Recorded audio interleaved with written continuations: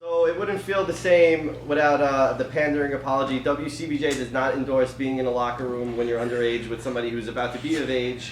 And when there's that janitor in your school who wears saddles and saves your life, saddles? Say thank you. Now, yes, thank you. All right, there you go. You're absolutely right, Trey. Yeah. Now on to picks. Holy shit. Sago, what's your pick? No, I don't go first. I never go first, asshole. Tiger, what's your pick? Okay, then. I'm picking Justice. Why does Tiger get a pick? He left us like Steve Braulio's See, dad. he chose his pick. Tiger chose Injustice Gods Among Us Year 3, number 8. Why? Because he's just started reading it. Tony, I want you to be Tiger because it would drive him insane. Okay. Why did Should I queue up a video and send Tiger just this snippet? Oh, that'd be nice. You can say whatever you want right now, Tony. I just picked Injustice. I don't know, because I wanted to fucking pick something. I don't know, I'm running out of steam here. You're like, now people are listening to me, I'm gonna just blow Well, the story carries itself really well. And Alright. it's a comic. It's a book. DC puts that. Wonder Woman's awake.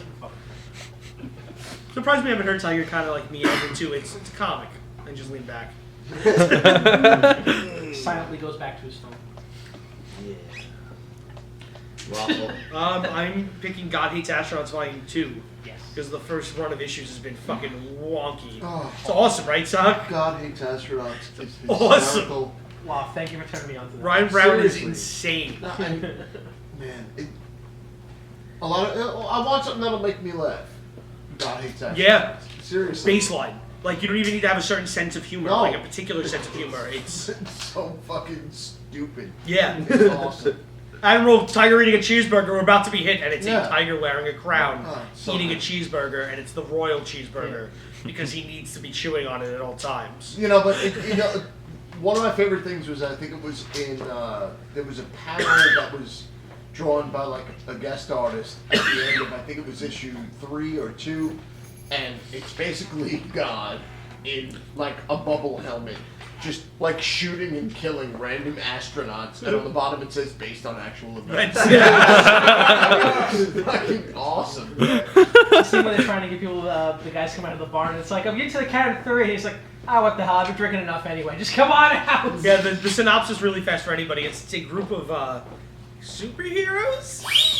Yeah, that's the best sound to play after the word superheroes that NASA puts together to stop rednecks from firing their homemade rockets into space. Yeah, silo rockets. Silo rockets. Yes. Their homemade silo rockets into space. Yeah. Aaron just went, I need this. Yes. I only have Aaron the was first 2 or reading. 3. I actually picked Ant-Man number 2. I think we all agreed that Ant-Man number 1 was awesome. Really good stuff. I'm a fan of Cassie's blowout over Battle Royale. Yeah, Yes. it's really setting him up as a character, not so much as a superhero. He's going through his problems as somebody who spent time in jail, and he's not Hank Pym, and he's not the original Ant-Man. He's dealing with his wife that he divorced, and the child that they have. It's a very different story for a main character that's going on right now in Marvel, and there's a movie coming out too, and I found myself immediately emotionally invested in the character Scotty Lang, and yeah, I don't know, I think you will too. It was funny, and the use of the Pym particles. It wasn't necessarily to fight crime or anything. It was basically to give him and his daughter somewhat more of a semblance of a relationship and a better life. And I thought that was pretty cool. And look, if that doesn't, if I'm saying this right now and you're listening, I don't want to read that, but who does he fucking kill? Who does he fight? I mean, a good story is a good story. And it really was an excellent story. I want a book where 2 gods fight with no dialogue. Yeah. This is the book for you. Yeah. Well, I get the second printing of Thanos versus Hulk, number 1. It also deals with the fact that I actually was really It was actually really good. he came back to life also. which they didn't fight. Huh? It also deals with Scott Lang coming back to life. Oh yeah. After his daughter just came back to life Yes. too. Yeah. Your Babyface did have one good point about the first issue that did seem a little odd. Is that Cassie was dead for a year and a half, 2 years, and then She literally came back there's like last month. there's no I like was gonna beatness say. with her mom screaming at her and stuff. She's back in school. What did you like, think Mommy would be a little bit more homework. loving, being like, okay, honey, you could go back to the abyss, Yeah. or You somehow magically just came back to life. And now, but remember, now Hawkeye did remember being dead, so who knows how death works in that Well, for universe. any of us who have had children who have died and come back to life, I think we all understand. But they have So to. stop being an asshole and just enjoy the book, baby. I looked back just to see if Joanna's like laughed a little bit, and she just kind of just looked at you. There's a listener in an abortion clinic right now. It's like, oh shit, they come back to life. Wait, did you know that's how Scarlet Witch had her babies? Oh. This is Don't look at me like that. Hey, what? Jumpers out of it. He was partially joking. You didn't watch you didn't read Children's Crusade? Those are her fake kids, right? Oh, they're just as real. I can No, give a fuck they're about her not. imaginary kids that caused M-Day and fuck the mutants up. Yeah. Go mutants, hating They're mutants. not imaginary. My pick for next week is Lady Killer #2 from Dark Horse. Oh, it's about you, huh? I was next. We're saving you from last. Come I on. am so with you on this pick. Why? Lady Killer is awesome. What's it about? I don't know nothing about Takes it. place in the 50s. It's an Avon working housewife who is also a trained assassin, and she. Holy shit. Yeah, It's pretty awesome. it's great, and the art is beautiful. Just definitely check this book out. She definitely has. Moxie. No, she definitely has a code. Moxie. You know, she's definitely a very 50s housewife where everything should be the way it is, and but she's also got her job to do, Nice. It's really, really good. First career woman. So she'll do a hit and then go home and make sure that the kids have dinner. Yeah. She wants nothing to change at home at all. And in the first issue, her boss shows up at the Yeah. house, and she's really not happy about it. It's a really fucking good book. Yeah. It really is. Your turn, Tony. I recommend Nick the Body Sleeping in the Aisles one shot. He looks awake to me. And Just why? shut up. I recommend Postal #1 from Image Comics. Why? I read the previews. Wet spot. That's a very good question. I've been looking forward to this story for a while when I read it in previews, but the idea is it's a small rural town, and they experience their first murder in a very long time.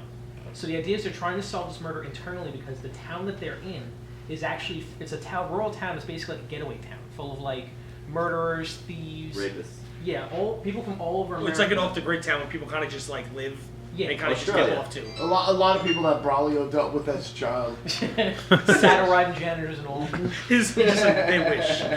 So the idea is that they're really trying to solve this matter internally because of the fact that if it gets outside attention and it's going to bring in the FBI, they're going to find out what this town's all about, and everybody's going to get fucked. Okay. It seems like a pretty cool story to start. So in the age of book coming out, realizing that something else is already trademarked and copyrighted with that name, how many issues do you give Postal before Postal the video game comes as a problem and they have to give a surname like FBP or the Autumn Lands I give or Outcast by Kirkman and Azteca? the mid range between 4 and 5, I'd say. I'd say by second issue we have a new name in that book, which is sad because it destroys the recognition of a book. Yeah. But I've been looking forward to that since I've read that preview also, and I'm rather excited. I got some good faith in it.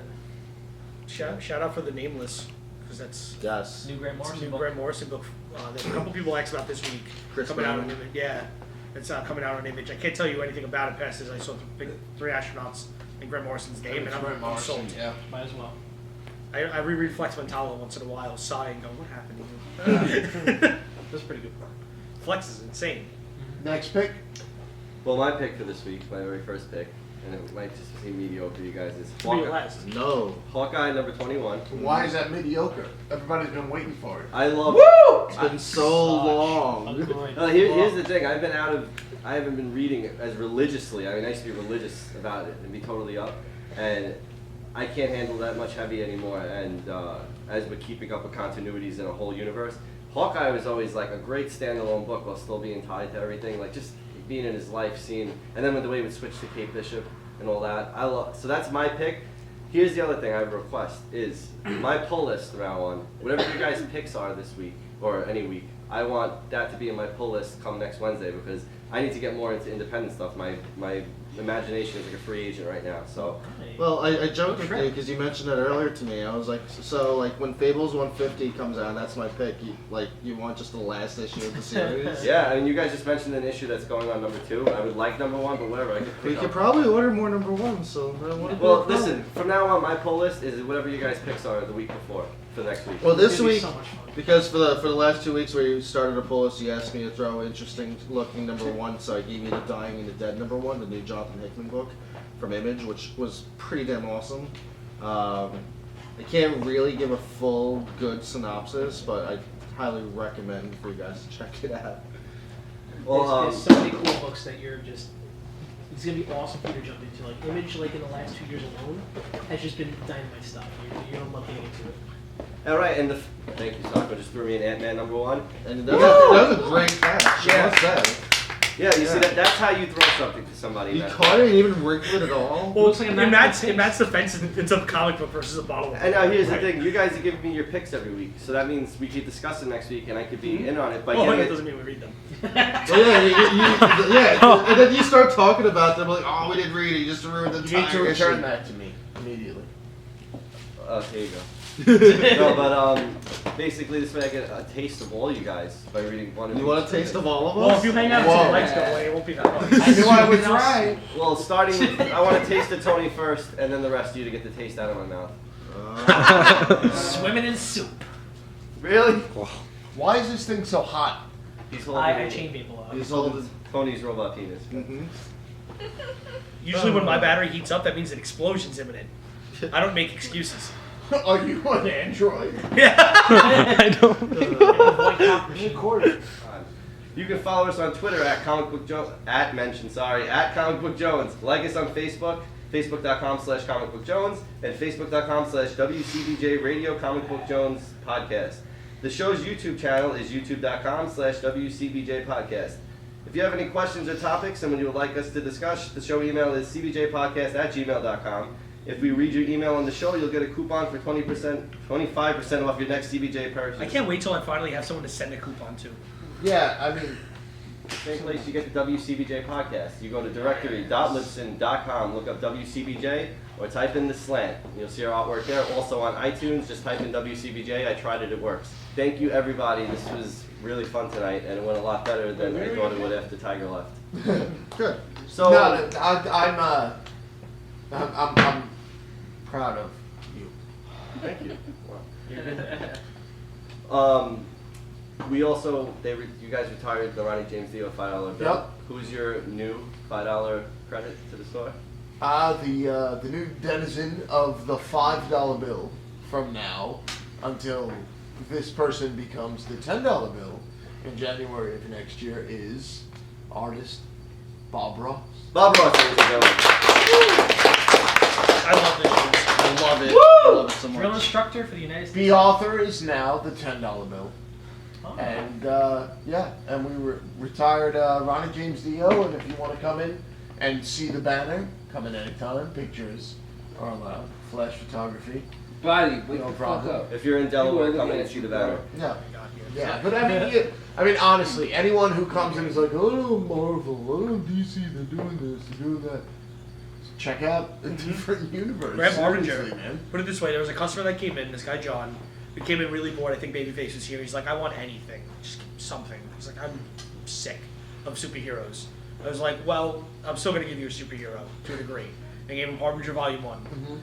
How much of the Valiant Universe has he read in the last 3 He weeks? just Babyface. he added Harbinger to his pull list.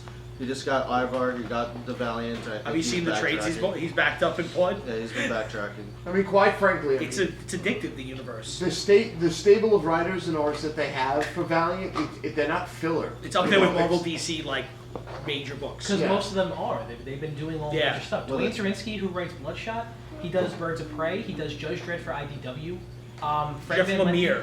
Jeff Yeah. Lemire's gonna be That's- doing that's the all new you can Bloodshot. The thing to realize about a lot of these guys who are writing and drawing for this company are guys who grew up when Valiant first started, loved these characters, and they wanted to be a part of it, and they're really excited, and they've thrown everything they have into what's going on.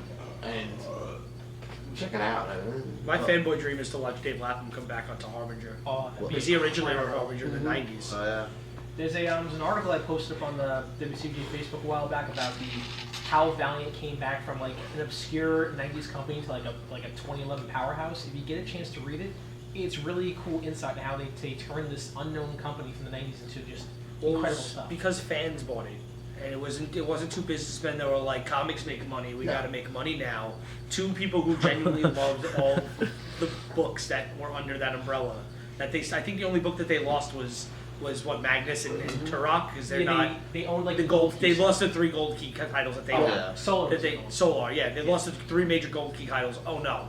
One They of don't the fit things into that- the universe That's anyway. impressed me a lot about Valiant is that Valiant, as far as events go or getting the word out there, they don't have a street team like a lot of other companies do. They just basically reach out to people who are fans of Valiant, and those people, because they're so passionate about the company, go out and do all of the Talk ups. exactly. They get people excited about it. They're willing to show up at shops and talk about Valiant, which we're supposed to have a few of them here next week. Yeah. We'll see what happens. Yeah, one really cool Valiant fan can instantly make 10 new Valiant fans. Like you can just easily just jump into these. One books. person who passionately likes anything can make 10 people that passionately like anything. And that's one beautiful thing about comics is that it instills passion very fast. It's a lot sometimes. like herpes. Yeah. Well, I remember when Jeff Johns was leaving the Green Lantern series, and they announced that Robert Venditti was going to take over. So I was like, Well, after your crying fit. yeah. So I wanted to read something that he wrote, and at the time, is he still writing Exo Man of War? I think Yeah, he is. their flagship title. Yeah, so I decided to read at least the first 10 or whatever was out of Exo Man of War at the time. After reading them, I was like, this is great. I'm okay with him taking over the book. So that's my Valiant. I just looked at when we were time-wise, and I made like a wow face. Like, yeah, and Trip just went, ugh. I don't know if it was bad. No, it's awesome. All right. It's awesome. Oh, thank You know why it's awesome? Because Tiger's not here to bitch about it. Well, Trip, you get to sign us off. Well, we'd like to thank our studio audience. Whatever, I'll just save my manhood for next week then. Oh shit! Oh. Whatever, I'm just gonna go home then. Well, did you speak say- up. You lost Yeah, the pin. he goes, Trip, sign us off. Dead pause for 3 seconds. And I just like put the giant book that's in front of me up. So Like, just do it. So Don't be a flaky. baby bitch. And What's here's your today's Mad Mad Libs. Lib, Waffle? Everybody, your Mad Libs. how to serve a tennis ball or even lunch. Alright. It was one of those I stopped when nothing's gonna be better than this title. Here are some flaky suggestions to help improve your tennis chocolate. As you bounce your Tyrese, imagine where you want it to land. Keep this image freaky in your hamstring. By bending your ball hairs, you're able to push off the Tony Jr.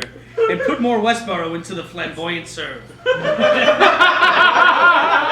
Oh my god. Remember, if you relax an inhuman muscle, you can let your penis tip snap like a false nose and serve an Islamofascist. Wow. If you follow this lazy advice, in no time, you could be a Wimbledon salmon. Beautiful. Is that it? Yeah. Yeah. We'll see you next week. Woo!